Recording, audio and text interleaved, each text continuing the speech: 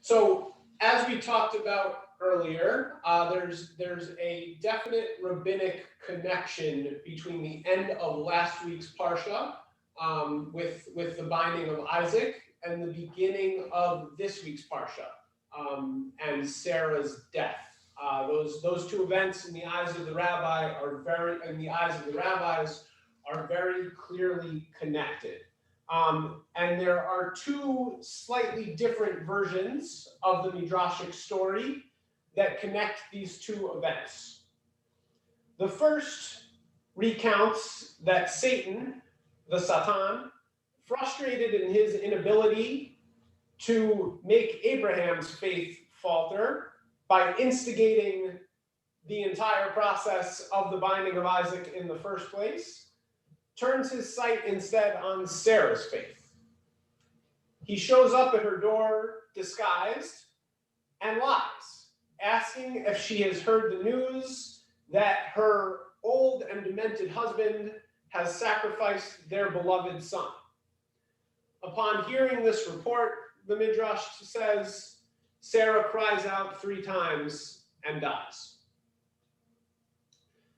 The second version of this story is similar. But in this one, instead of showing up in a generic disguise, the Satan shows up at Sarah's door, disguised as a bedraggled Isaac, and recounts the full details of the story of his binding.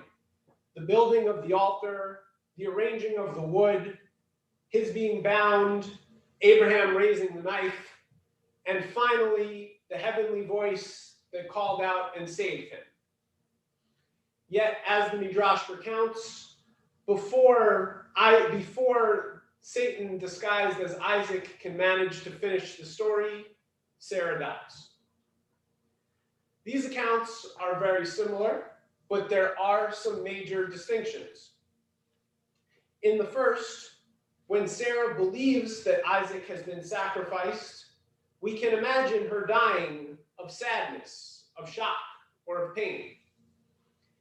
In the second story, assuming that she believes that it is in fact Isaac standing in front of her, and therefore that she has not lost him, what exactly causes her death? It's not the acute sadness of loss or tragedy. Rather, as Aviva Zornberg writes, it is her sense of terror, the death of meaning, in which her beloved son must live in a dangerous world where life is precarious. This second midrash offers us no cry from Sarah, no moment of recognition and internalization of her sadness. Rather, her soul departs with her hope. I want to contrast this with our earlier vision of Sarah, the Sarah who banishes Ishmael from her home for playfully shooting arrows at Isaac's head, if you can imagine playfully doing such a thing. Someone who is so proactively engaged in protecting her son, in maintaining her son's innocence and happiness and liveliness. I also want to contrast this with the story from this morning's Haftarah, with Bathsheba marching in to David's chambers and forcefully reminding him of the promises made to her own son Solomon. How Bathsheba creates and manifests the future she wants to see for her son, moving past her own possible despair. This morning's Parsha and this morning's Haftarah are both about succession and how messy it can be. It is also so crucial to appropriately plan for and execute these successions.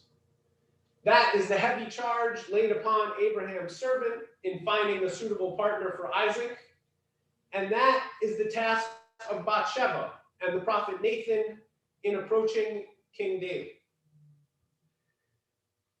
I think for most of us, succession is very much on the forefront of our mind these days.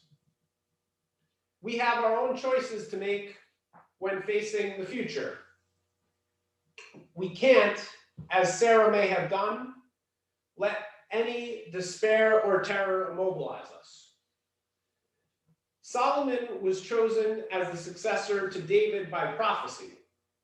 Yet, as Nechama Leibowitz writes, the prophet Nathan and Bathsheba did not regard the prophecy as freeing them from action, absolving them of responsibility from their destiny.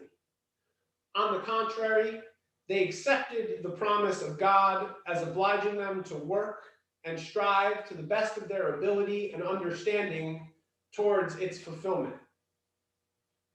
None of us are yet freed from action in pursuing the goals of American society or of the Jewish people, to work towards justice, fairness, human rights, and dignity. Rather than giving up or losing hope in the face of past or current trauma, we just need to keep pushing harder to keep building and to achieve what we want for the future of our own society.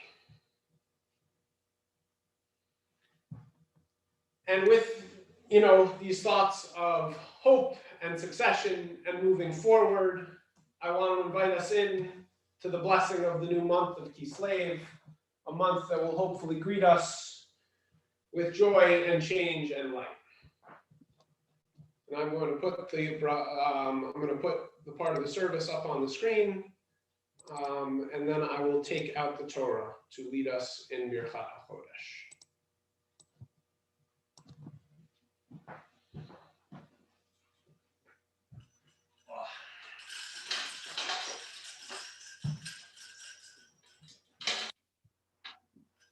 Yehi ratzon milfanecha, Adonai Eloheinu v'Elohei Avoteinu, shetechadesh aleinu et hachodesh hazeh letova v'livracha, v'titen lanu chayim arukim, chayim shel shalom, chayim shel tova, chayim shel bracha, chayim shel parnasa, chayim shel chilutz atzamot. Chayim sheyesh bahem yirat shamayim v'yirat chet, chayim she'ein bahem busha uchlima, chayim shel osher v'chavod, chayim she'tevanu avat Torah v'yirat shamayim, chayim she'imalu mishalot libeinu letova. Amen. Selah. May it be your will, Adonai our God and God of our ancestors, to reawaken in us joy and blessing in the month ahead. Grant us a long life, a peaceful life with goodness and blessing, sustenance and physical vitality, health and happiness, a life of reverence and piety, a life free from shame and reproach, a life of abundance and honor, a reverent life guided by the love of Torah, a life in which our worthy aspirations will be fulfilled. Amen. Mishasa nisim lavotenu v'gal otam me'avdut l'cherut v'yigal otam mikarov v'yikabetz l'chenu me'arbach amfot haaretz chaverim kol Yisrael v'nomar Amen. And the new month of Kislev will begin on Monday night and Tuesday. Rosh Chodesh Kislev Yav Yom Shlishi Haba Aleinu Ve'al Kol Yisrael L'Tova. And as I sing the last paragraph in Hebrew and English, I invite anyone who wants to put their own blessing for the month ahead to put that into the chat and share it with their friends and community. And just give me 1 second on the tune that I'm going for here. Yechad Shehu HaKadosh Baruch Hu Aleinu Ve'al Kol Amo Beit Yisrael L'chaim u'l'shalom L'sason u'l'simcha L'yeshua u'l'nechama V'nomar. May the Holy One bless this new month for us and for all the people, the house of Israel, and for all the people of the world, with life and peace, joy and gladness, deliverance and consolation, health and happiness and light, and let us say, Amen.